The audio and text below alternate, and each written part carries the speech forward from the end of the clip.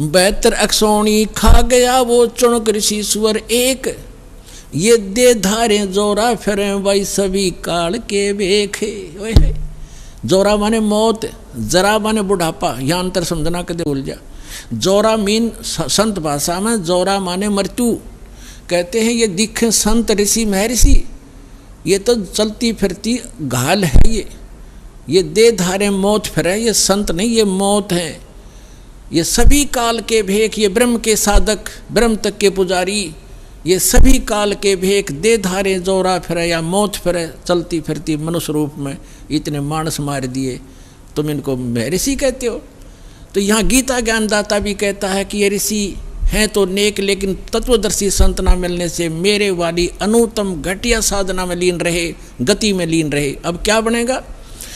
ओम नाम के जाप से ये ब्रह्मलोक जाएगा, और जो सिद्धि की थी, जो साधना तपस्या की, से ये राजा बनेगा। और जो इसने 72 करोड़ सेना मार दी, वो बैड अकाउंट अलग से लिखा जाएगा, इसको फिर भोगना पड़ेगा। ब्रह्म ओम नाम की साधना से ब्रह्मलोक में जाएगा, वहाँ अपनी पुण्य समाप्त करके इस मंत्र के जाप का नाश करके कमाई का ये वापस आएगा, राजा बनेगा पृथ्वी पर। फिर खूब पाप कमाओगा। राजा शिकार करते हैं, अपने अहम के कारण दुनिया मरवा डालते हैं, कत्लेआम कर देते हैं अपने राज्य के लिए, वो पाप इसके बुरे में लिखे जाएंगे। फिर ये कुत्ता बनेगा और इसके सिर में कीड़े पड़ेंगे इस ऋषि चुणक का, और जितने सैनिक मारे थे वो गिन गिन का बदला लेंगे इसका। तो यहाँ कहते हैं फिर ये खाक मुक्ति हुई। 18वें अध्याय के 62वें श्लोक में कहा कि तू सर्वभाव से अर्जुन उस परमेश्वर की शरण में जा, उसकी कृपा से तो परम शांति को, सनातन परम धाम को प्राप्त होगा। 15वें अध्याय के 4थे श्लोक में कहा कि परम संत की प्राप्ति के उपरांत, तत्वदर्शी संत की प्राप्ति के उपरांत परमात्मा के उस परम पद की खोज करनी चाहिए, जहाँ जाने के बाद साधक लौटकर फिर संसार में कभी नहीं आते, और केवल उसी की भक्ति करो। तो यहाँ जो ब्रह्म तक के साधक हैं, इसलिए 7वें अध्याय के 18वें श्लोक में गीता ज्ञानदाता कहता है कि ये ज्ञानी है तो अच्छी आत्मा, परमात्मा के लिए समर्पित है, लेकिन तत्वदर्शी संत ना मिलने से ये मेरे वाली अनुत्तम गति में, घटिया गति में साथ लीन रहे।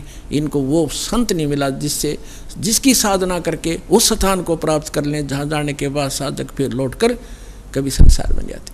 तो वो संत ये दास है पुण्यात्माओं, आज समझ में आ जाओ, थारा से फिर आइयो। जितना लेट आओगे उतना पछताओगे, जल्दी आओ, अपना कल्याण कराओ। बोलो सतगुरुदेव।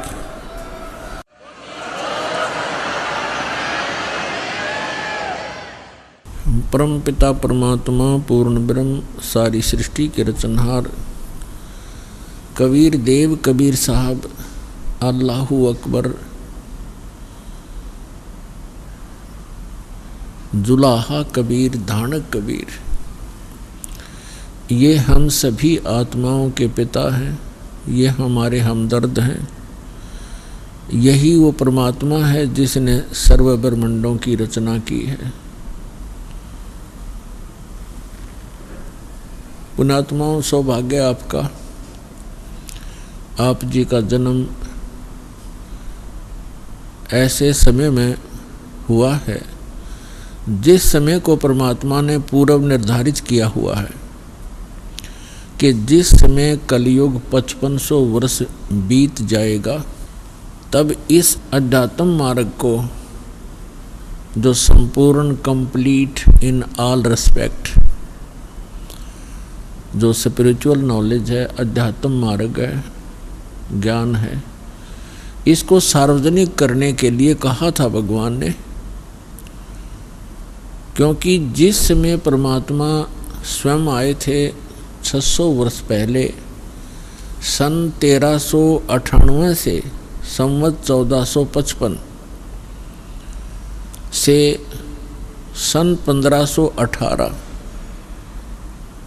संवत 1575 तक वो परमात्मा यहाँ एक जन साधारण की लीला करके चले गए, जो परमात्मा किया ही करते हैं। जो हमारे वेद बताते हैं कि वो परमात्मा सतलोक से सशरीर आता है, अपने उस निज स्थान से जहाँ हम पहले रहा करते अपने पिता के पास। हम बालकपन में हम अज्ञानता के कारण अपने उस मूल मालिक को, उस सर्व सुखदायी परमात्मा को छोड़कर यहाँ इस काल के साथ आ गए इसके लोक में। तो वो परमात्मा वहाँ से आकर हमें पुनः वो याद दिलाने आते हैं कि आप जहाँ रह रहे हो ये लोक ठीक नहीं, यहाँ की कोई व्यवस्था भी अनुकूल नहीं है। यहाँ जन्म और मृत्यु का ये दीर्घ रोग, और आपको ऐसा कच्चा शरीर दिया है जिसमें कोई ना कोई रोग अवश्य व्यापा रहता है, लगा रहता है। फिर आप ऐसे स्थान पर रहते हो जहाँ पर प्रत्येक वस्तु का अभाव रहता है, और जिस कारण से ये प्राणी हरदम टेंशन में रहता है, हमेशा दुखी रहता है। परमात्मा के विषय में वेदों में लिखा है, वेद में, कि वो परमात्मा अपने उस स्थान से चलकर आता है जहाँ हम पहले रहा करते थे, और परमात्मा अब भी वहाँ रह रहे हैं, और हमारे असंख्यों भाई बहन वहाँ पर वर्तमान में भी रह रहे हैं, जो पहले वहीं थे, यहाँ आए नहीं, और जो यहाँ से परमात्मा की सतभक्ति करके वापस चले गए हैं, वो वहाँ अब भी रह रहे हैं। तो वहाँ से चलकर वो परमात्मा आते हैं, एक जन साधारण की लीला करते हैं।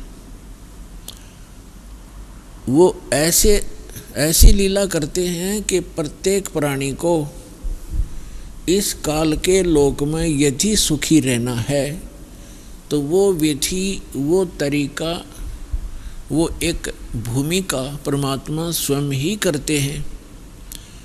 परमेश्वर कबीर जी एक झोंपड़ी में रहा करते थे, पूरा परिवार जो परमात्मा का, वैसे तो पूरा विश्व उसी के बच्चे हैं, उसी के पुत्र पुत्री हैं, लेकिन उस समय उन्होंने एक गृहस्थ विधि से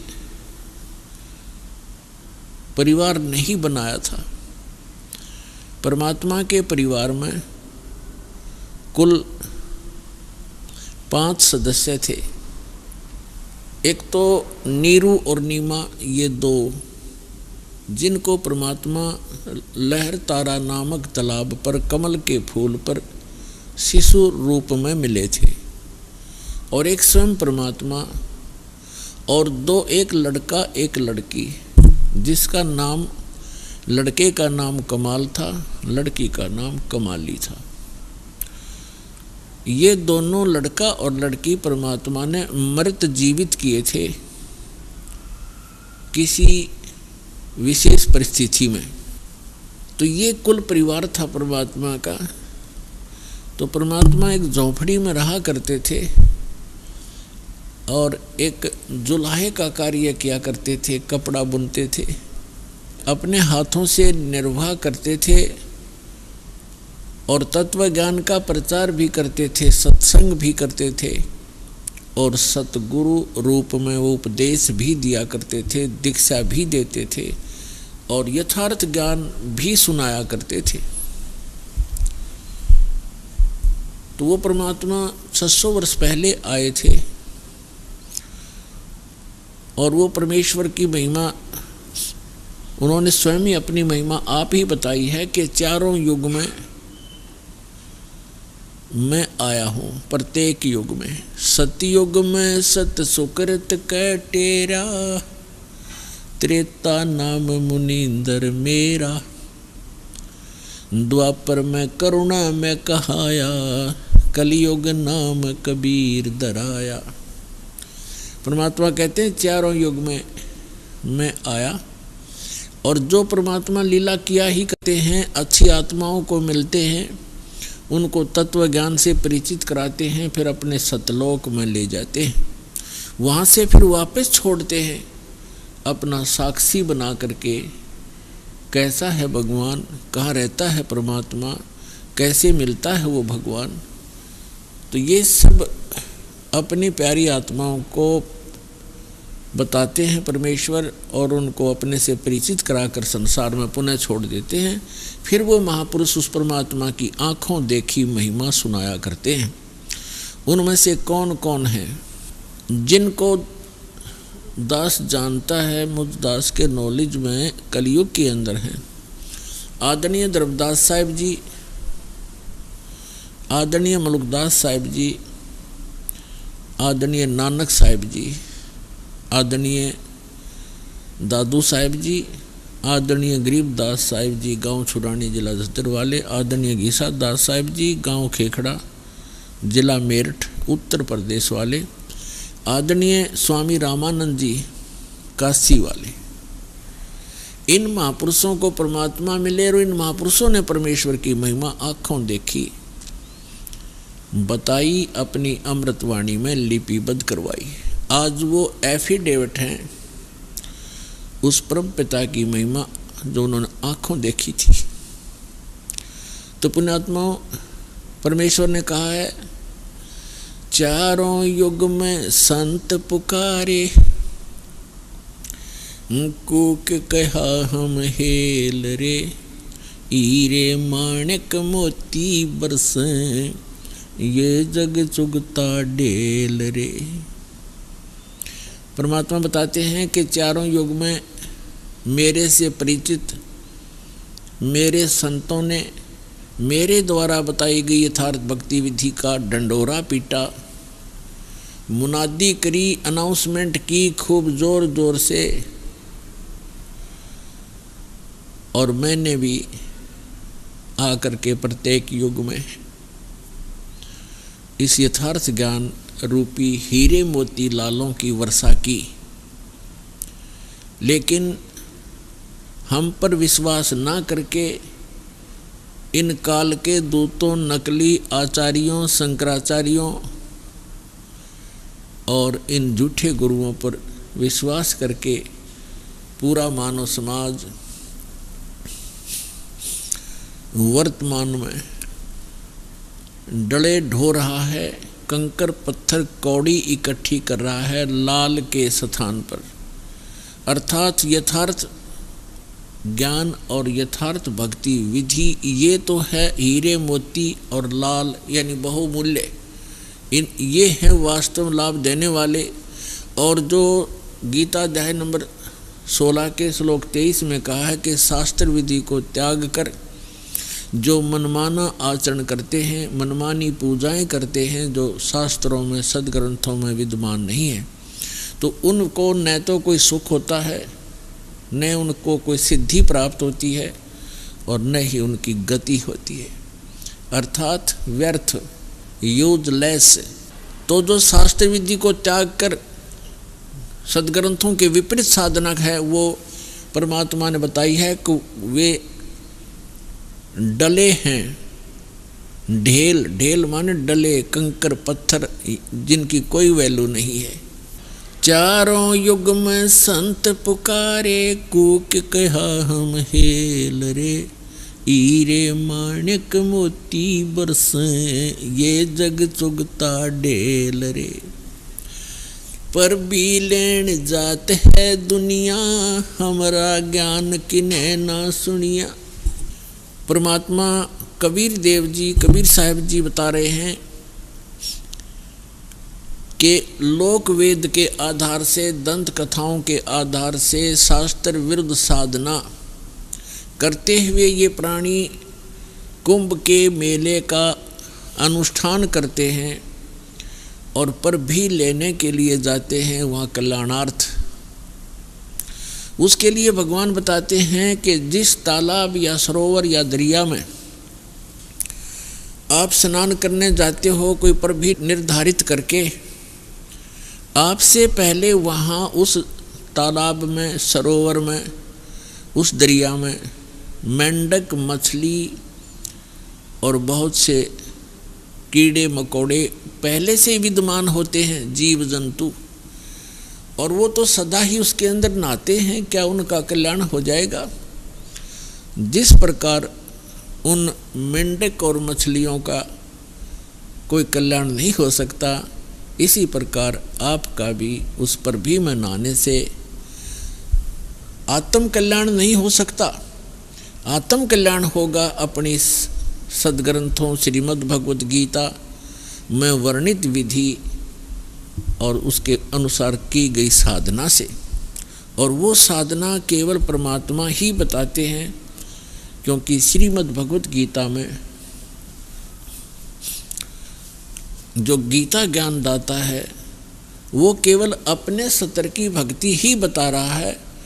और पूर्ण मोक्ष यदि चाहिए अर्जुन किसी भी भक्त को, अर्जुन के माध्यम से सर्व मानव समाज को संदेश दिया गया, तो उसको चाहिए कि वो तत्वदर्शी संत की खोज करे और फिर उस परमेश्वर की शरण में जावे, उसके तत्वदर्शी संत के बताए अनुसार साधना करके उस परमेश्वर की शरण में जावे, जहाँ जाने के बाद साधक फिर लौटकर कभी संसार में नहीं आते।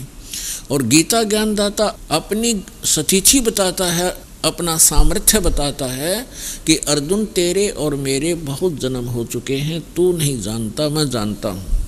श्रीमद् भगवत गीता अध्याय नंबर 4 के श्लोक नंबर 5 और 9 में, श्रीमद् भगवत गीता अध्याय नंबर 2 के श्लोक 12 में, गीता अध्याय नंबर 10 के श्लोक नंबर 2 में गीता ज्ञानदाता स्पष्ट करता है कि अर्जुन तेरे और मेरे बहुत जन्म हो चुके हैं, तू नहीं जानता मैं जानता हूँ।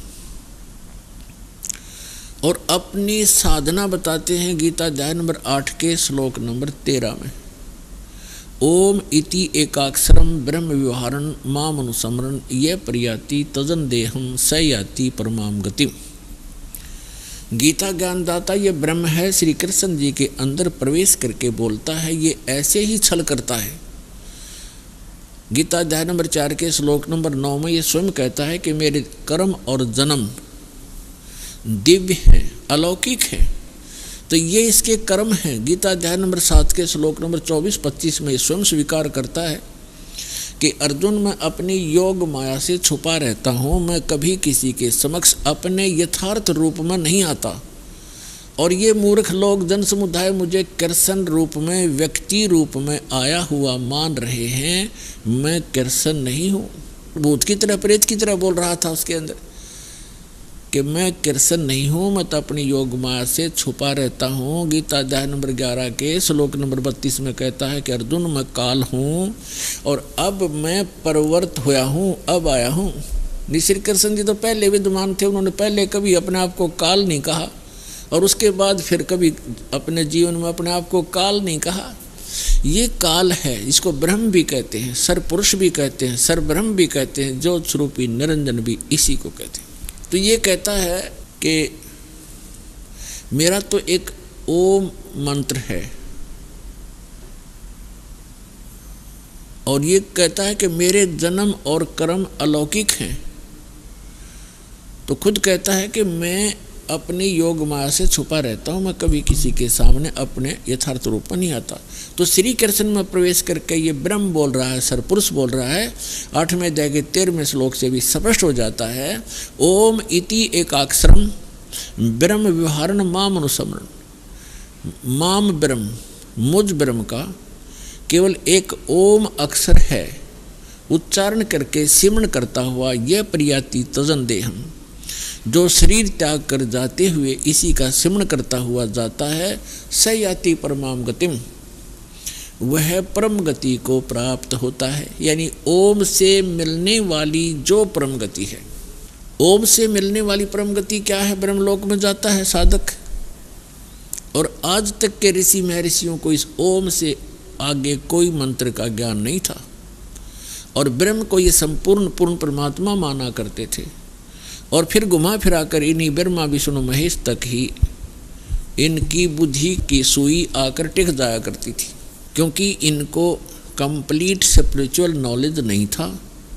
कारण क्या है कि वेदों में ज्ञान तो उस पूर्ण परमात्मा का अधिक है, ऐसे ही श्रीमद् भगवत गीता में ज्ञान तो पूर्ण परमात्मा का ही अधिकतर है, लेकिन पूजा की विधि केवल ब्रह्म तक की है।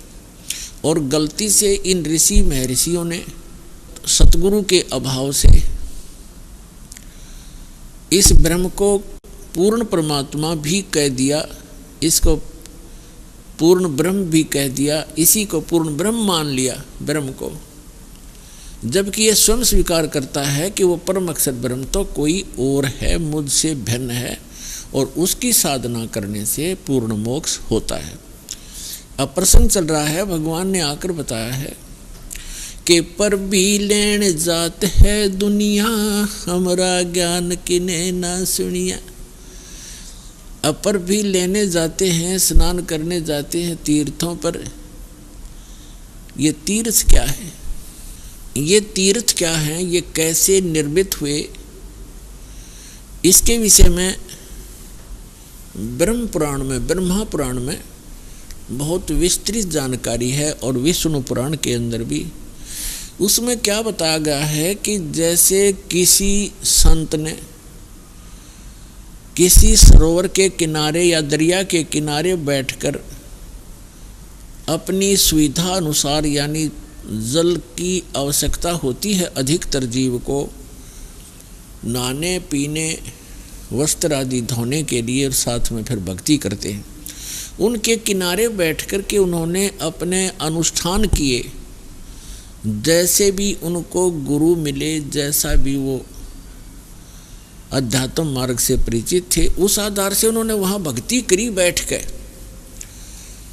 और वहाँ से जो साधना उन्होंने की, उस साधना अनुसार अपना शरीर त्याग करके वो चले गए उस लोक को, उस स्थान को प्राप्त कर गए जहाँ की उसने साधना की थी।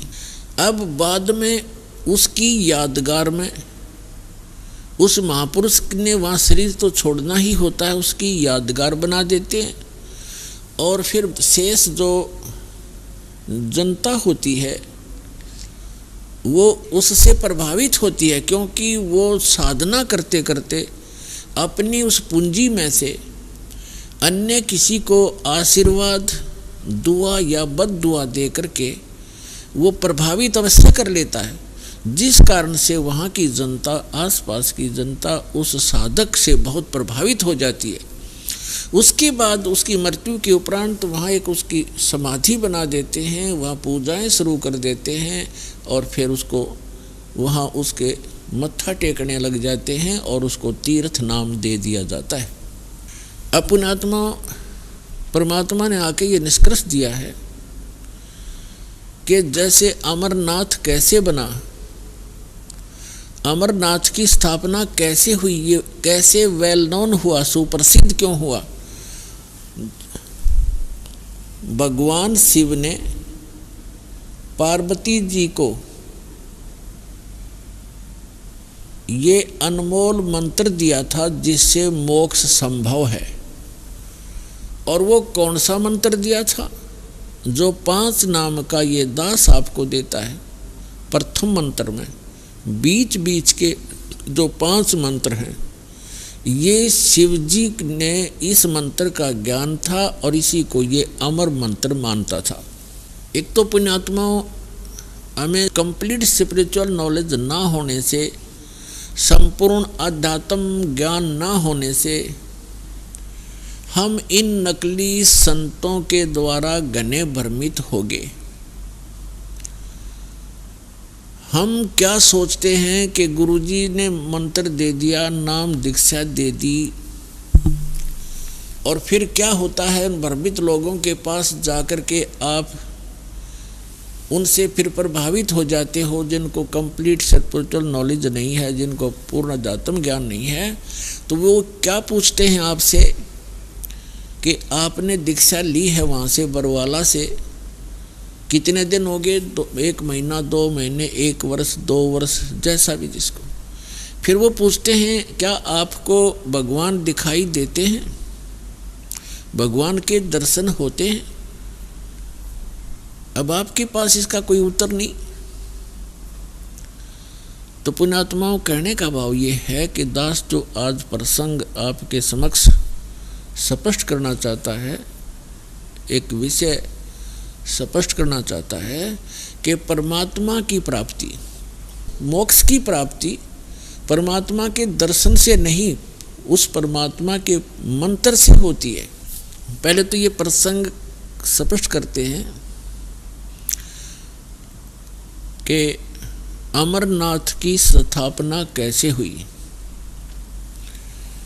पुण्यात्मा, हमने पुराण बहुत पढ़ी हैं, पवित्र पुराण, लेकिन हमारे धर्म गुरु कोई निष्कर्ष हमें निकाल कर दे नहीं पाए, और जिस कारण से हम ऐसे उन कथाओं को याद अवश्य कर लेते थे, लेकिन हमें उनका कोई सिर पैर का पता नहीं था।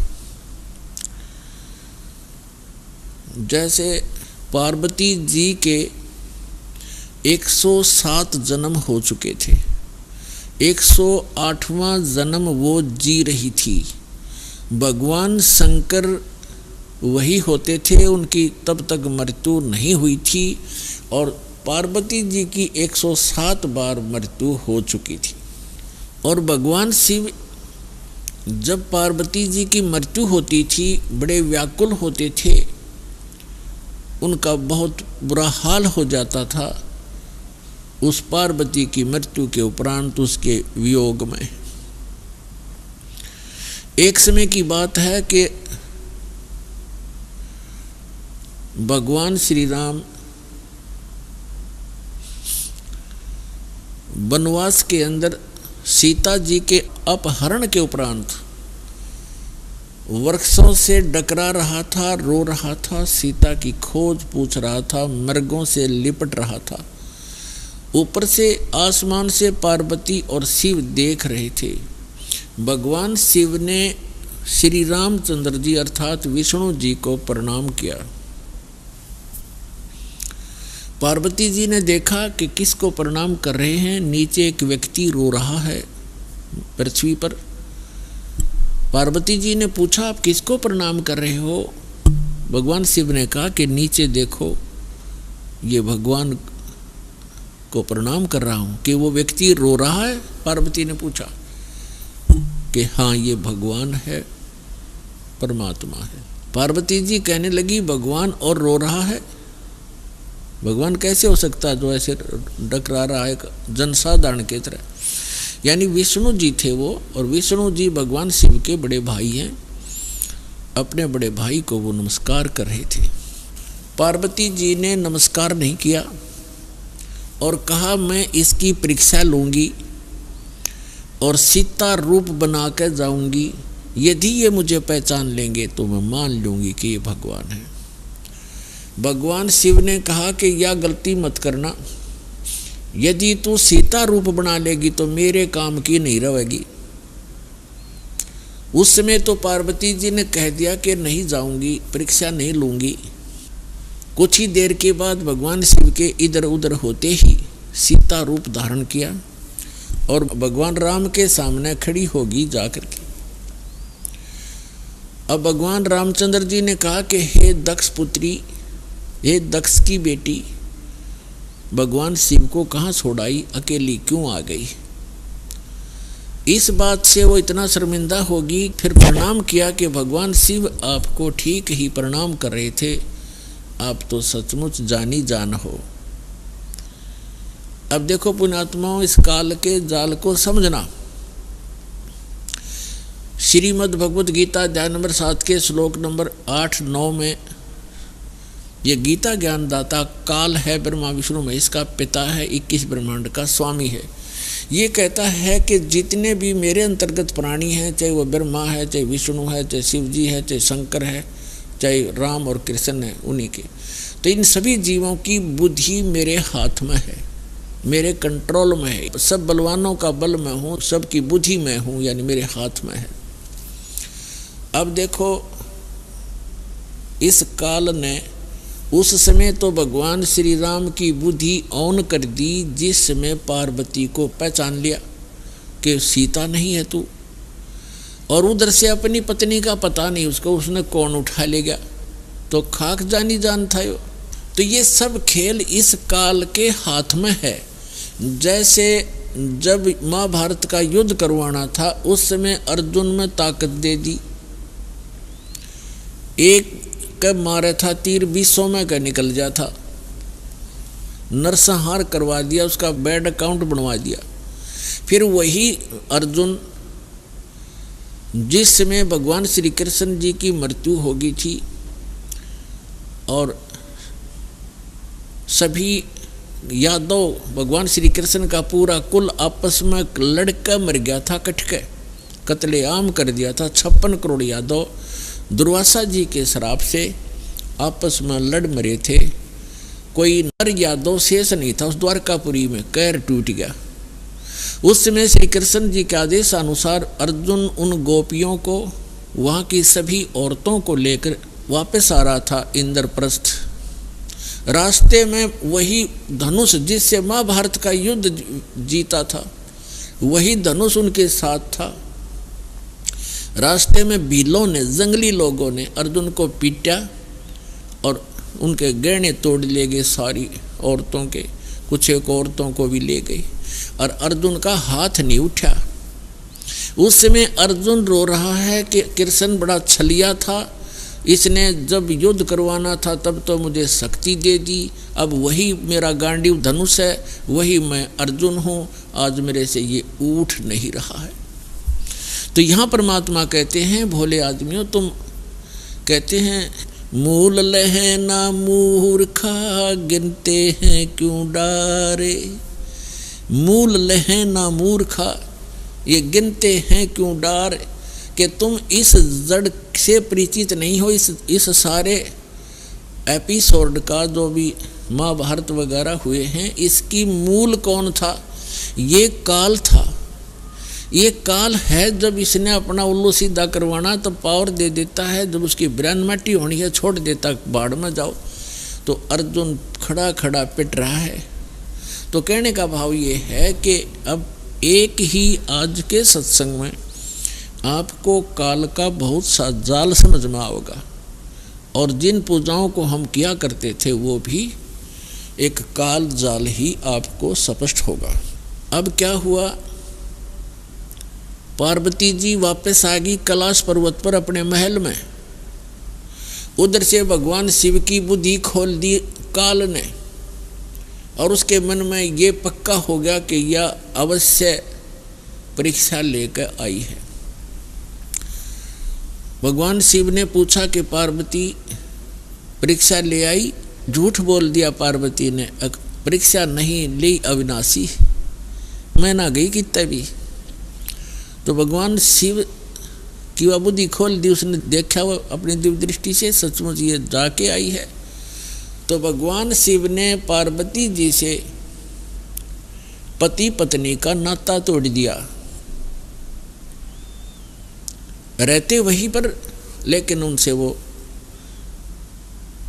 पति पत्नी वाला व्यवहार बंद कर दिया। वो जान गई अपनी गलती से कि मेरी गलती से सारा काम हुआ है। भगवान शिव ने बताया कि आपने मेरी माँ का रूप बना लिया, क्योंकि भगवान विष्णु उनके बड़े भाई हैं और लक्ष्मी उनकी, विष्णु जी की पत्नी यानी बड़े भाई की पत्नी, भाभी, माँ के तुल्य मानी जाती है। तो उसने कहा कि तूने मेरी माँ का रूप बना लिया, मेरी भाभी का रूप बना लिया, इसलिए तू मेरे लिए पत्नी रूप में स्वीकार्य नहीं रही। तो उधर से पार्वती ने एक दिन देखा, 2 दिन देखा, 10 दिन, 1 साल, वह दुखी होगी। और जब बच्ची दुखी हो जाती है तो कहाँ आश्रय तकती है, अपने पीहर जाती है माता पिता के यहाँ। अब माता पिता के यहाँ गई, लेकिन माता पिता उससे अक्षुब्ध थे पहले से ही। क्यों? क्योंकि उसने अपनी मर्जी से विवाह किया था भगवान शिव से। उसका पिता दक्ष बिल्कुल खुश नहीं था शिव जी से ब्याह करके। अब वो अपनी मर्जी से विवाह करके आई थी, दक्ष दुखी थे उससे। उधर राजा दक्ष ने उसी समय एक यज्ञ कर रखी थी, एक धार्मिक अनुष्ठान कर रखा था अपने घर में। और धार्मिक अनुष्ठान के अंदर एक ऐसा इन ब्राह्मणों ने, गुरुओं ने बना रखा है कि धार्मिक अनुष्ठान करे तब सारी लड़कियों को, उनके पतियों को यानी अपने दामादों को भी आमंत्रित किया जाता है, और भी गणमान्य व्यक्तियों को, साधु संतों को भी आमंत्रित किया जाता है।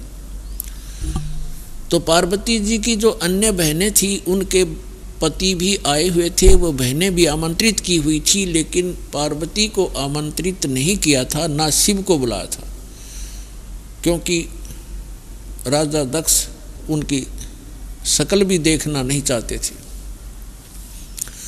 जब पार्वती अपने घर पहुंची तो क्या देखा, वहाँ हवन हो रहा है, यज्ञ हो रही है, और जितने भी रिलेटिव थे सभी आए हुए हैं, सभी बहनों के पति भी आए हुए हैं, और उनके यथाचित उस यज्ञ में आसन लगाए हुए हैं, और प्रतिदिन उनका हिस्सा निकाला जाता था।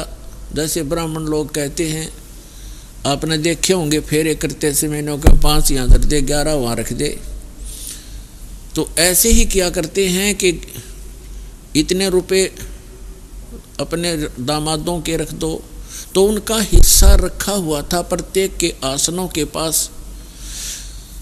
और पार्वती पूरे मंडप में घूम के अपनी माँ के पास आ गई, और ना दक्ष उनसे मुख से बोला कि आजा बेटी, और बेटी माँ के पास ही अपना दुख रोया करती है। अपनी माँ के पास जाके कहने लगी, माँ आपने यज्ञ कर रखा है, धर्म यज्ञ कर रहे हो, और हमारे को आपने आमंत्रित नहीं किया, क्यों नहीं किया? और ऐसा भी था कि जैसे किसी बहन का कोई पति नहीं आया है, उपस्थित नहीं हो पाया किसी कारण से, तो उसका आसन लगा रखा है और उसके लिए फी प्रॉपर उसका हिस्सा भी रखा हुआ है। तो पार्वती जी ने कहा अपनी माँ से कि आपने ना तो अपने दामाद को आमंत्रित किया, ना मुझे किया, ना उसका आसन लगा रखा है, ऐसा भेदभाव तुमने क्यों किया हमारे से? तब माँ ने कहा कि बेटी, ना तो तू मानती मेरी बात, ना तेरा पिता मानता, तूने भी अपनी मर्जी से ब्याह किया था, इससे तेरा पिता क्षुब्ध है, और ये इस कारण से तुम्हें बुलाया नहीं। तो पार्वती जी ने अपने पिता से प्रश्न किया कि आपने न तो अपना दामाद बुलाया, ना मुझे आमंत्रित किया, क्या मैं आपकी बेटी नहीं?